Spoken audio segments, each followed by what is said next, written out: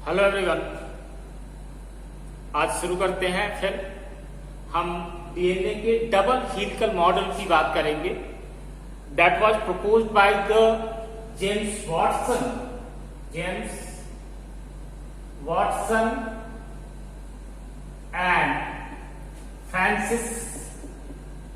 Francis Crick.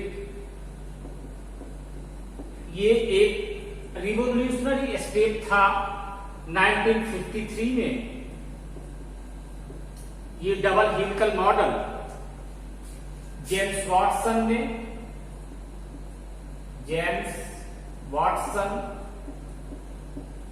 और Francis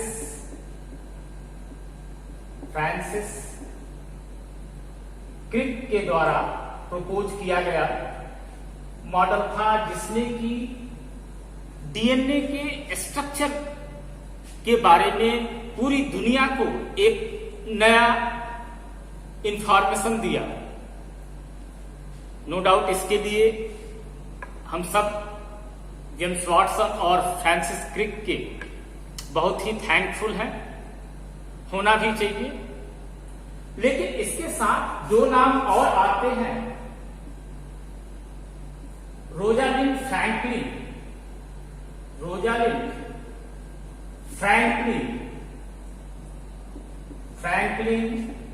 और Wilkins. Rosalind Franklin और विल्किंस ने 1951 में एक्सरे डिफ्रैक्शन एक विधि से एक्सरे डिफ्रैक्शन के थ्रू बहुत सारी बातें बता दी थी डीएनए के बारे में, और इसी ग्राउंड पर वाटसन और क्रिक ने डीएनए का डबल हेलिकल मॉडल प्रपोज किया। उसी डबल हेलिकल मॉडल के ग्राउंड पर हम डीएनए के बारे में आज भी समझने की कोशिश करते हैं।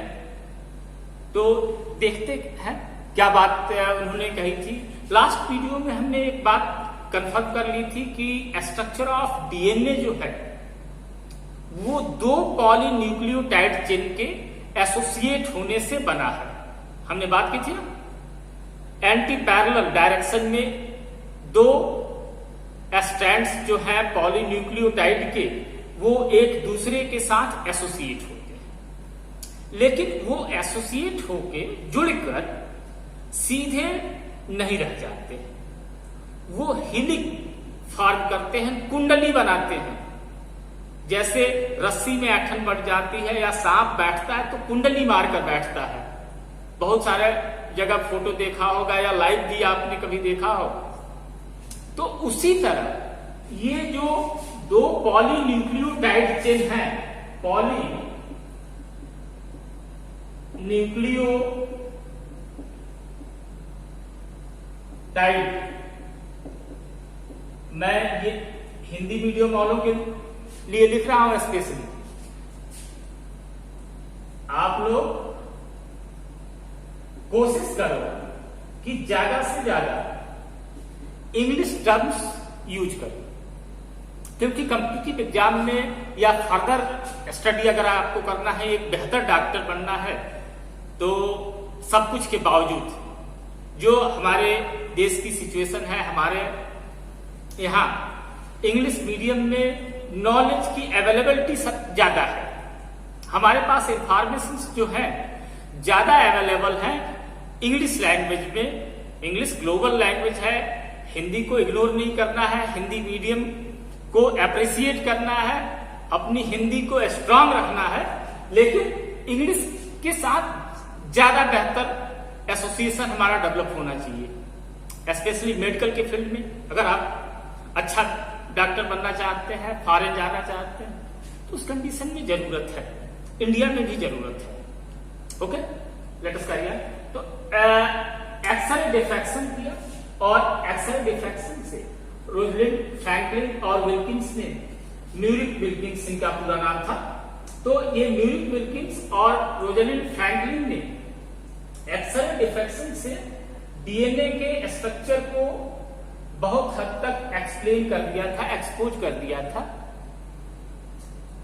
और इसी को ग्राउंड बनाकर जेम्स वाटसन और फ्रांसिस क्रिक ने उसके 2 साल बाद ही 1951 में इन लोगों ने ये एक्सरे डिफ्रैक्शन किया। अब थोड़ा सा मैं पीछे लौटना चाहता हूं। पहली बार न्यूक्लियन की खोज कब हुई? 1869 में, लगभग 70 साल बाद, 80 साल बाद। इधर 50 हो गए, 30, 80 साल बाद डीएनए के स्ट्रक्चर की एक डिटेल इंफॉर्मेशन हमारे पास अवेलेबल हुई। अब इस डिटेल इंफॉर्मेशन में वाटसन और क्रिक ने कहा कि DNA is not A only simple chain of the polynucleotide और डबल स्ट्रैंडेड चेन। सिर्फ ये 2 चेन स्ट्रेट कंडीशन में नहीं होंगे, ये ऐसे नहीं होंगे, बिल्कुल सीधे नहीं होंगे। कंडीशन क्या होगी कि the structure of DNA that is the helical, हेलिक form करेंगे। ये हेलिकल स्ट्रक्चर में डीएनए का मॉलिक्यूल एक स्पेसिफिक स्टेबिलिटी एग्जिस्ट करता है, उसमें एक अस्थायित्व आता है। ये एक एडवांटेज है डबल हेलिकल मॉडल का, डबल हेलिकल स्ट्रक्चर का। एक सेंट्रल एक्सिस अगर हम एग्जिस्ट करते हैं, एक लाइन खींचते हैं, तो जो हमारा कॉन्सेप्ट है, या बेसिकली इनिशियल स्टेज में एक ये पॉलीन्यूक्लियोटाइड की चेन मान लें, एक दूसरी ये चेन हो गई। ये दोनों चेन ऐसी नहीं रहेंगी, ये दोनों चेन कॉइल फॉर्मिंग करेंगे। कॉइल फॉर्मिंग क्या होगी कि that is the structure of DNA should be somewhat in this way. 2 chain है, एक ये कंडीशन, इस कंडीशन में ये इधर ले आते हैं, ये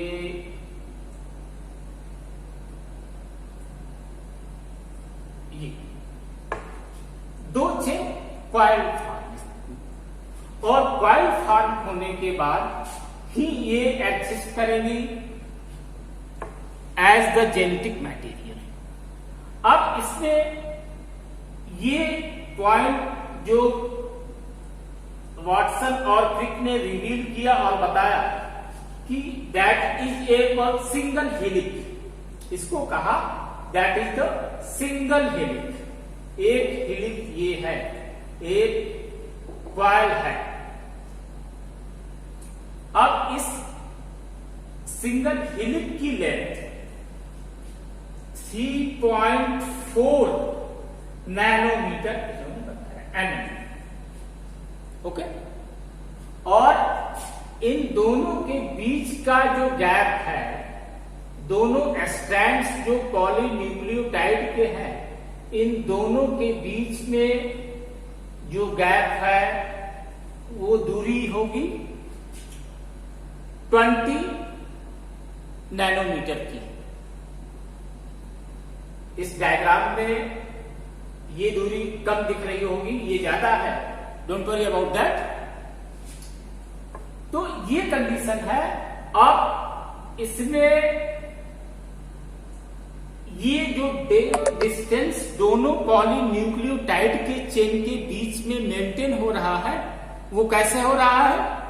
अभी हम लोगों ने लास्ट वीडियो में बात किया था कि एक प्यूरीन के साथ एक पिरिमिडीन जुड़ेगा, और प्यूरीन क्या है? उसमें डबल रिंग स्ट्रक्चर है, और 9 कार्बन है, जबकि पिरिमिडीन कैसा है? उसमें सिंगल रिंग है और इसमें सिर्फ 6 कार्बन है। कंडीशन लेते हैं, दो ये स्ट्रैंड्स हमने ले लिए पेंटोज शुगर और फास्फेट का, तो अगर डिस्टेंस की बात करें, लेंथ की बात करें, तो कुछ इस तरह की कंडीशन होगी जहां की प्यूरीन की लेंथ ज्यादा है और पिरिमिडीन की लेंथ कम है, साइज कम है। हम अभी बात किए ना 6 कार्बन और 3 carbon, sorry 6 carbon and 9 carbon, ये कंडीशन कुछ होगी, ये पिरिमिडीन है। तो अगर एक साइड से प्यूरीन यहां पर जुड़ रहा है तो दूसरी तरफ से क्या आ जाएगा, पिरिमिडीन आ जाएगा। सॉरी, ये पिरिमिडीन है, ये प्यूरीन है। तो इस वजह से यहां पर हम लेते हैं कि अगर ये प्यूरीन है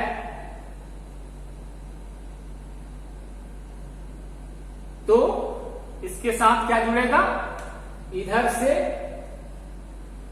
पिरिमिडीन जुड़ रहा है।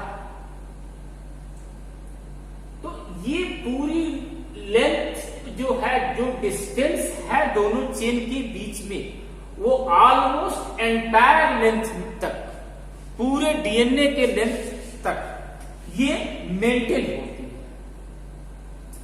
और इस स्ट्रक्चर में अब इस हेलिक्स की बात करते हैं। एक हेलिक्स में there will be the total number, यहां से लेकर यहां तक total number of nitrogen bases की जो होगी वो है 10। नाइट्रोजन बेसेस कितने होंगे, तो 10 नाइट्रोजन बेसेस होंगे। ये नाइट्रोजन बेस 10, 1 2 3 4 5 यहां तक आते आते यहां से लेकर यहां तक टोटल नाइट्रोजन बेस पेयर्स कितने होंगे, बेस पेयर्स ध्यान देना होगा, क्योंकि एक बेस इधर है, एक बेस इधर है, दोनों एसिड है, फास्फेट भी एसिड है। तो डीएनए का बेसिक नेचर कैसा है, तो वो एसिडिक है। ये पॉइंट यही एक क्लियर कर लीजिए, ये एसिडिक नेचर का होता है। तो total nitrogen bases 10 base pairs, एक बीपी, इसको हम इंडिकेट करते हैं, लिखते हैं 10 BP, B that is the base pair. तो 10 बेस पेयर्स एग्जिस्ट होंगे।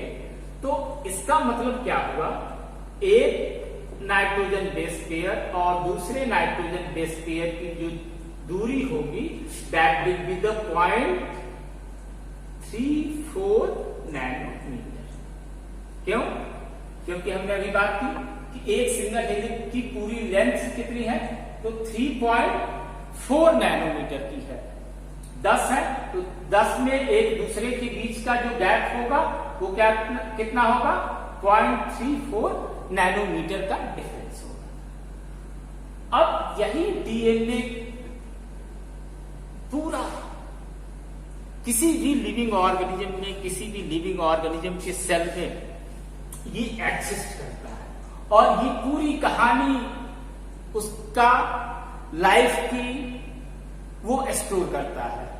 अब हम इमेजिन करते हैं कि 2-3 एग्जाम्पल कैसे, एक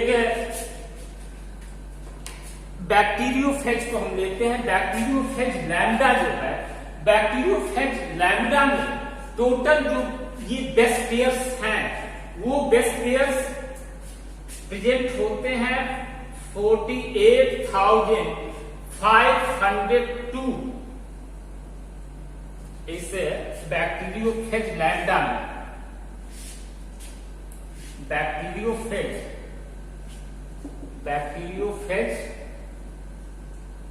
lambda that is a lambda जो कि एक वायरस है। इसमें total number of base pairs जो है 48,502 होते हैं। इसी तरह अगर एस्चेरिचिया कोलाई की हम बात करें तो एस्चेरिचिया कोलाई में टोटल नंबर 4.6 इंटू 10⁶ होगा, total number of base pairs. इसी तरह अगर ह्यूमन बीइंग की बात करें तो ह्यूमन बीइंग में 3.3 इंटू 10⁹ बेस पेयर्स एग्जिस्ट करते हैं हैप्लॉइड कंडीशन में, लेकिन यही जब डिप्लॉयड कंडीशन हो जाएगा तो क्या हो जाएगा 6.6 इंटू 10⁹ बेस पेयर्स। अब ये पूरा लेंथ जो है इमेजिन कर सकते हो कि कितना होगा। स्पेशली ह्यूमन बीइंग की अगर बात करें तो लेंथ जो बेस पेयर्स की टोटल अगर हम मल्टीप्लाई करते हैं तो लगभग 2.2 मीटर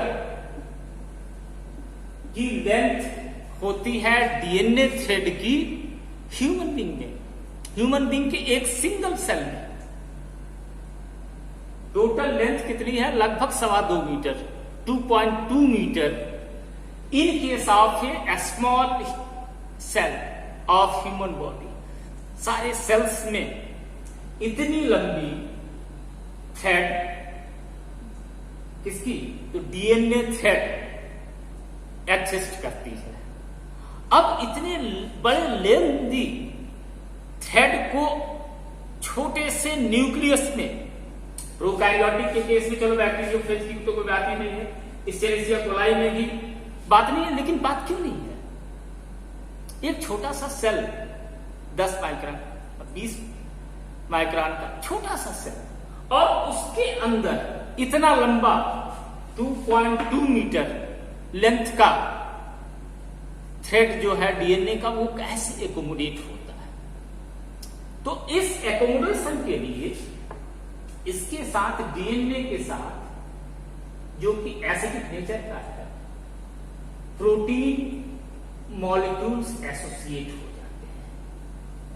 ये डीएनए और जुड़ जाता है। इसको पैकेजिंग करने के लिए ये लेंथ डीएनए का थ्रेड रैंडमली इधर उधर न हो, रैंडम कंडीशन में न पड़ा रहे, तो उसके लिए प्रोटीन के साथ एसोसिएशन हो जाता है। इन सारे ह्यूमन बीइंग में ये एसोसिएशन थोड़ा सा ज्यादा स्पेशलाइज्ड हो जाता है, प्रोकैरियोटिक में नहीं होगा। लेकिन यूकैरियोटिक सेल्स में इस डीएनए थ्रेड का एसोसिएशन प्रोटीन के स्पेसिफिक कंडीशन प्रोटीन ऑक्टेट के साथ होता है। उसको हम समझने की कोशिश करते हैं। I hope you are familiar about that structure of the DNA thread. DNA thread में जो डबल हेलिकल मॉडल जिसको हम कहते हैं वॉटसन एंड क्रिक का double helical model of the DNA structure, तो ये क्लियर हुआ। अब ये थ्रेड चूंकि बहुत लंबा है तो नेचर का ये स्पेशल अरेंजमेंट है। नेचर अरेंज करता है हर छोटी छोटी चीजों को, बहुत बड़ा इंजीनियर है। तो उस इंजीनियर ने इस डीएनए थ्रेड को एसोसिएट किया प्रोटीन के साथ ह्यूमन बीइंग में, और उसके एसोसिएशन की वजह से इसकी स्टेबिलिटी और ज्यादा मजबूत होती गई और ज्यादा ये स्ट्रक्चर स्टेबल होगा और ज्यादा इफिशियंट होगा। स्टेबल हुआ तो इफिशियंट हो, तो इसकी इफिशियंसी डेवलप हुई। होता क्या है कि एक डीएनए का थ्रेड, हम अब इस डीएनए के थ्रेड को इस रैंडम कंडीशन में हम लेते हैं। ये डीएनए थ्रेड है, डबल हेलिकल मॉडल।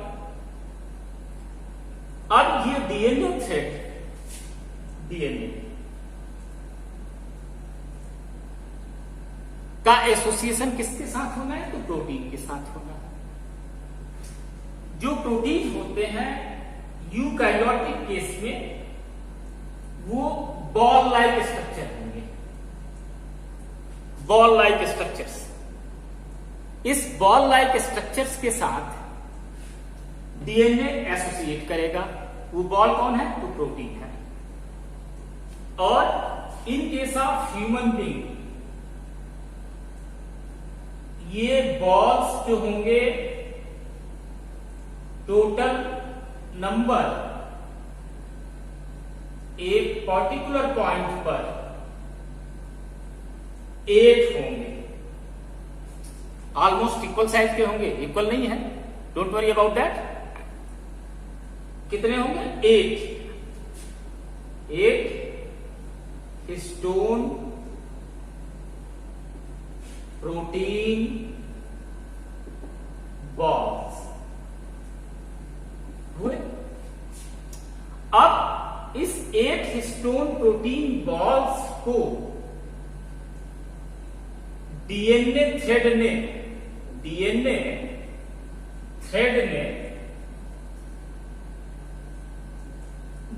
लपेट लिया। अब ये डीएनए थ्रेड जो हम देख रहे हैं यहां, इस डीएनए थ्रेड ने क्या किया कि ये आके इसके साथ एसोसिएट हो गया, इसको रैंडमली इसने रैप कर लिया। ओके, इसको मैं यहां से अलग कर दे रहा हूं। ये अब यहां से इसकी शुरुआत हुई, ये पॉइंट है, यहां से शुरू हो रहा है और यहां पर इसका टर्मिनेशन हो रहा है। ओके, इस बिगिनिंग और टर्मिनल पॉइंट तक 200 बेस पेयर्स एसोसिएट, यानी कि इसकी जो लेंथ है यहां से यहां तक की हम बात किए तो कितने हैं? 10 बेस पेयर्स है।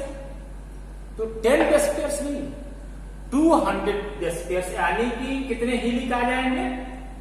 तो 20 हेलिक्स कितने हो गए? टोटल नंबर ऑफ हेलिक्स कितने हुए? तो 20 हुए। 20 हेलिक्स 200 बेस पेयर्स किसके साथ एसोसिएट किए? तो 8 हिस्टोन प्रोटीन बॉल्स के साथ। इसको ऑक्टेट भी बोलते हैं, ऑक्टेट प्रोटीन भी लिखा मिलेगा बहुत सारी बुक्स में, तो कंफ्यूज नहीं होना। सिर्फ सिंपली ये समझना है कि हिस्टोन बॉल्स है, प्रोटीन के बॉल हैं और वो बेस, ये अब एक दूसरे के साथ जब एसोसिएट हुए तो एक नया स्ट्रक्चर फॉर्म हो गया। क्या बना? तो न्यूक्लियोसोम नाम का स्ट्रक्चर एग्जिस्ट हुआ। ये डीएनए रहा, डीएनए एसोसिएट हुआ किसके साथ? प्रोटीन के साथ। और ये जो स्ट्रक्चर है पूरा, ये क्या बन गया? एक न्यूक्लियोसोम बना। अब ये न्यूक्लियोसोम्स फिर इनमें भी क्वाइलिंग और रिक्वाइलिंग होगी। अब हम आगे बढ़ चलते हैं। Actually that is known as the packaging of the DNA helix. इस प्रोसेस को हम कहते हैं पैकेजिंग ऑफ डीएनए हेलिक्स। ये स्टेप है पैकेजिंग ऑफ डीएनए हेलिक्स।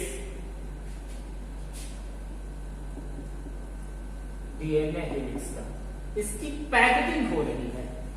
जब भी कोई सामान हम रखते हैं, एक कार्टून ले लिए, एक कार्टून में अगर हम कुछ रखना होता है तो ऐसे ही सारा सामान उठा के इकट्ठा नहीं डाल देते, उसको सिस्टमेटिक अरेंज करते हैं। तो नेचर ने यही काम किया है, डीएनए को सिस्टमेटिकली अरेंज किया है। एक छोटे से न्यूक्लियस के अंदर, यूकैरियोटिक के केस में, यूकैरियोटिक ऑर्गेनिजम्स में न्यूक्लियस के अंदर डीएनए एग्जिस्ट कर रहा है। और अब इसको हम इमेजिन कर लेते हैं कि ये जो अब हम ये क्वाइलिन देख रहे हैं, तो ये अब ये डीएनए थ्रेड यहां था, अब यहां पर डीएनए प्लस क्या है, प्रोटीन है। डीएनए और प्रोटीन एक दूसरे के साथ एसोसिएट हुए।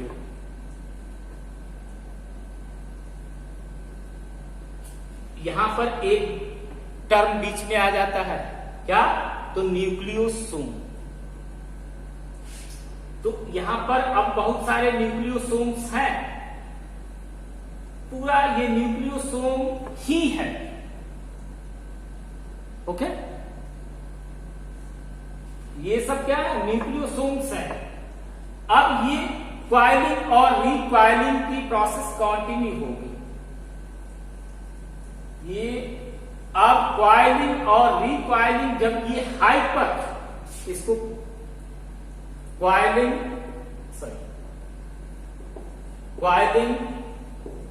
एंड रिक्वाइलिंग, या इसको कहते हैं सुपर क्वाइलिंग। सुपर क्वाइलिंग हुआ इसका डीएनए और प्रोटीन के साथ, या कहें न्यूक्लियोसोम का।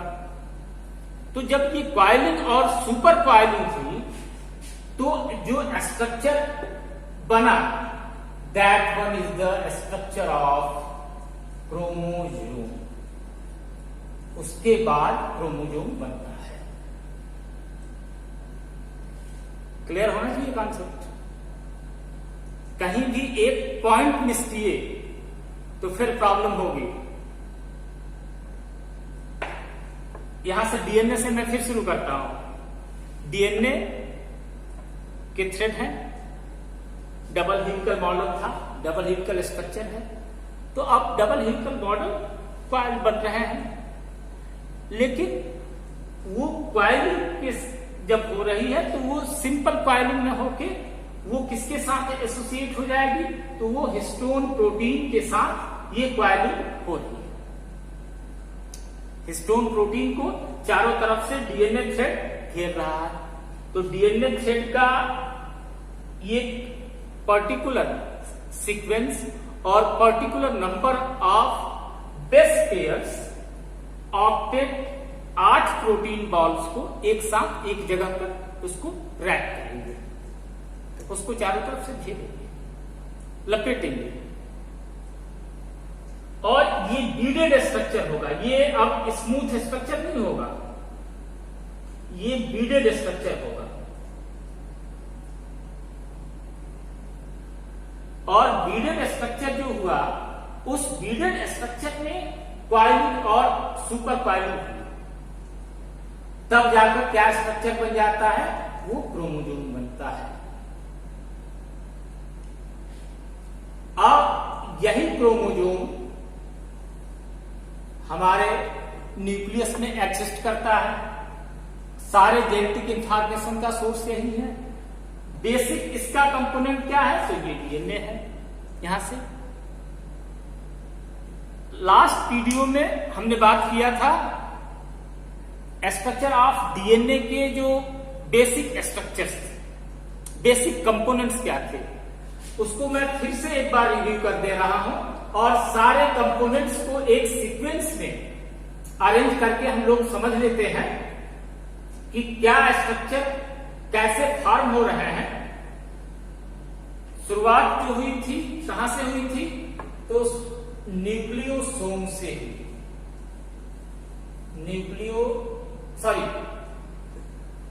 न्यूक्लियोसाइड से। यही कंफ्यूजन होता है, इसी कंफ्यूजन को मैंने एक्सपोज किया। न्यूक्लियोसोम, न्यूक्लियोसाइड, न्यूक्लियोटाइड, ये टर्म्स ऑलमोस्ट एक जैसे हैं। तो ये शुरुआत जो होगी साइड से होगी। इसको याद करने का तरीका याद करें। साइड, साइड से शुरू हुआ। तो साइड में क्या क्या था, पेंटोज शुगर थे, एक पेंटोज शुगर था, उसके साथ एक नाइट्रोजन बेस, ये साइड हुआ। इस साइड के साथ जब एसोसिएशन हुआ किसका, तो फास्फेट का, फास्फेट आया तो स्ट्रक्चर हमको क्या मिला, न्यूक्लियोटाइड। न्यूक्लियोटाइड, तो साइड से कहानी शुरू हुई और साइड से कहानी शुरू होके कहां पर आ गई, टाइड से ऊपर। पहले याद करना साइड, उसके बाद दूसरा टर्म तुम्हारे लिए क्या आएगा, टाइड। न्यूक्लियो कॉमन है। अब ये न्यूक्लियोटाइड क्या हुआ, तो पॉलीन्यूक्लियोटाइड बना, पॉली न्यूक्लियोटाइड, बहुत सारा इकट्ठा हो गया। पॉलीन्यूक्लियोटाइड में क्या हुआ, एक चेन, पॉलीन्यूक्लियोटाइड में एक चेन और प्लस एक दूसरी चेन। ये दोनों चेन कैसी हैं, एक दूसरे के एंटी पैरेलल हो रहे हैं। ये दो पॉलीन्यूक्लियोटाइड चेन एक दूसरे के साथ जुड़ी एंटी पैरेलल डायरेक्शन में, प्लस इसमें क्या बना, हेलिक बना, हेलिकल हो गया। जब ये दो पॉलीन्यूक्लियोटाइड चेन एक दूसरे के साथ जुड़ के और हेलिकल फॉर्म में आ गई तो क्या मिल गया हमको, डीएनए मिला। ठीक है, थोड़ा सा कॉम्प्लिकेशंस तो है, लेकिन थोड़ा सा कंसंट्रेशन की जरूरत है, थोड़ी सी कंसंट्रेशन, थोड़ा सा डेडिकेशन। दो पॉलीन्यूक्लियोटाइड चेन, ये पॉलीन्यूक्लियोटाइड चेन, इसको कलर कर दे रहा हूं, ये चेन, ये चेन, दो पॉलीन्यूक्लियोटाइड चेन एक दूसरे से जुड़ी, प्लस जुड़ने के बाद सीधे नहीं रह गए, हेलिक फॉर्म में आ गई। वाटसन और क्रिक के हिसाब से जो डबल मॉडल हमको मिला है उनसे डीएनए हो गया। डीएनए के साथ एसोसिएशन किसका हुआ, तो प्रोटीन का हुआ। ये प्रोटीन कैसा है, तो इसमें बॉल लाइक स्ट्रक्चर्स है और एक पॉइंट पर कितने बॉल हैं, तो 8 बॉल एक जगह पर है। और डीएनए के कितने, तो 200 बेस पेयर्स की लेंथ, और ये दोनों जुड़े। अब ये जुड़े तो क्या बना, न्यूक्लियोसोम। सोमा यहां से शुरू हुआ, बॉडी बनना यहां से शुरू हुआ। सोम का मतलब आपको मालूम होगा, शायद नहीं मालूम है तो जान लो। सोमा, सोम मीन्स बॉडी स्ट्रक्चर, सोमैटिक। अब यहां से सोम शुरू हुआ, साइड से कहानी शुरू हुई, टाइड हुआ, टाइड से क्या आ जाएगा, तो सोम आएगा। ये तीनों का डिफरेंस क्लियर हो जाएगा। बीच में डीएनए बना, डीएनए के साथ प्रोटीन जुड़े और प्रोटीन बनने के साथ न्यूक्लियोसोम हो गया, और न्यूक्लियोसोम की क्वाइलिंग, सुपर क्वाइलिंग हुई तो क्रोमोजोम हो गया। यही क्रोमोजोम जब नॉर्मल स्टेज में होगा, ये क्रोमोजोम टर्म तब दिया जाता है जबकि सेल डिविजनल फेज में होता है। जब डिविजनल फेज में नहीं है तो ये क्रोमोजोम क्या होता है, क्रोमैटिन होता है, chromatin thread, chromatin, chromatin. Literally chromatin क्या है, ये term chroma, that is the colour. ये अगर इसको एक्सटेंड करते हैं तो स्टेन करते हैं तो ब्राइट कलर ये लेता है। इसी वजह से in comparison of other structures of the cell organelles के किसी दूसरे स्ट्रक्चर के कंपेरिजन में ये ज्यादा ब्राइट कलर एब्जॉर्ब करता है, और इसी वजह से ये क्रोमैटिन कहा गया कलर की वजह से। जब थ्रेड फॉर्म में है, नॉर्मल कंडीशन में है, सेल डिविजनल फेज में नहीं है, तो ये क्रोमैटिन होगा। लेकिन जब डिविजनल फेज में सेल आएगा और तब उस कंडीशन में ये क्रोमैटिन न हो के क्रोमोसोम कहा जाएगा। इन रैंडम स्ट्रक्चर क्रोमैटिन में ये डिस्टिंक्ट हो जाता है। कुछ ऑलमोस्ट हम इस तरह का स्ट्रक्चर ऑब्जर्व करते हैं जब भी क्रोमोसोम हम ड्रा करते हैं या सेल डिवीजन की बात करेंगे, तो क्रोमोसोम कुछ इस तरह का स्ट्रक्चर होगा, वेल डिस्टिंक्ट होगा, जबकि क्रोमैटिन थ्रेड यूं रैंडम है।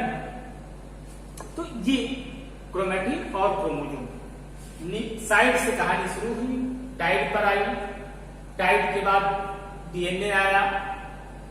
जब पॉलीन्यूक्लियोटाइड हुआ, पॉली हो गया, न्यूक्लियोटाइड तो पॉली हो गया, बहुत सारे हो गए, numerous number of the nucleotides जुड़े, 2 चेन जुड़े और हेलिक्स बनाया, डीएनए हुआ। डीएनए के बाद protein 8 protein balls 200 base pairs के साथ एसोसिएट हुआ, तो न्यूक्लियोसोम हुआ, और finally that is the chromosome, that is the chromatin. I hope बात समझ में आई होगी। Thank you very much, and I hope that you will be work hard and gate A clear concept of the genetics. Genetics की कहानी DNA से है। DNA structure को हम क्लियर समझ लेते हैं तो जेनेटिक्स हमारी समझ में आ जाएगा। इसके बाद जब हम ट्रांसक्रिप्शन की बात करेंगे, ट्रांसलेशन की बात करेंगे, और दुनिया की सबसे unique phenomena that is the process of the replication of DNA या डुप्लीकेशन ऑफ डीएनए, तो उसमें हमें प्रॉब्लम नहीं आएगी, कॉन्सेप्ट क्लियर होता जाएगा। नेक्स्ट वीडियो में हम बात करते हैं बहुत दिनों तक टिल द 1940 तक ये प्रॉब्लम चलता रहा कि कौन सा जेनेटिक मटेरियल है, डीएनए जेनेटिक मटेरियल है कि प्रोटीन डीएनए मटेरियल है, क्योंकि दोनों बहुत ही प्रोमिनेंट बायोमोलिक्यूल है। स्पेशली प्रोटीन किसी भी स्ट्रक्चरल कंपोजिशन में लिविंग ऑर्गेनिज्म के प्रोटीन का एक्सिस्टेंस है। हर बायोकेमिकल एक्टिविटी में प्रोटीन का इन्वॉल्वमेंट है। तो 1940 तक ये प्रॉब्लम रहा, लोगों का ऐसा मानना था कि प्रोटीन ही जेनेटिक मटेरियल है, लेकिन ग्रिफ्थ ने एक्सपेरिमेंट किया, उसके साथ एवेरी ने किया, एमसीकॉर्टी ने किया, तमाम सारे एक्सपेरिमेंट्स हुए, तब जाकर ये बात क्लियर हुई कि जेनेटिक मटेरियल प्रोटीन नहीं है, डीएनए है। नेक्स्ट वीडियो में हम बात करते हैं। Okay, once again thank you very much to all of you.